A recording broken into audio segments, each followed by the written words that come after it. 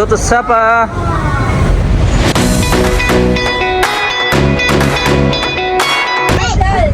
Jendi! Ayoko ng ganyan ha. Hoy, susunod ako kumuha ng gamit sa hotel ha. Hindi tayo makalis. Guys, ay na, makukulong siya guys. Makukulong si ate. Te, dadalawin ka na lang namin ha. School girl mo! Ayun si ate Buleng. Nag-uwi ng chinilas galing hotel. Akala niya libre. Walang Ayun na. chinelas. Tatatoy mo ka si Pita sa nilagay yung chinelas. This one? Yes.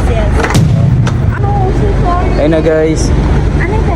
Nilagay niya sa luggage niya yung ano, Saan yung chinelas? chinelas.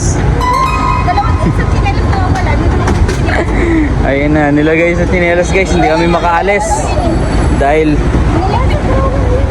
Nasa drawing. hindi kayo pinapalis ng hotel. Kasi nga, ping hotel guys, ayun o. Ayan. Ayun pala, nilagay nila sa kanilang baggage.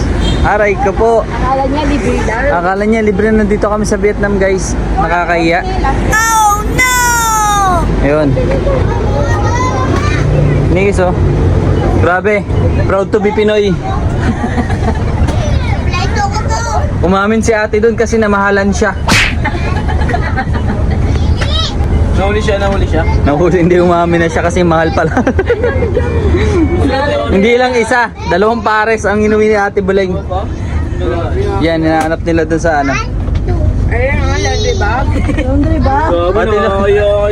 Pati laundry bag guys, inuwi. Aray ko po. Ayun Pati yung mga kape doon at coffee mate, tsaka sugar.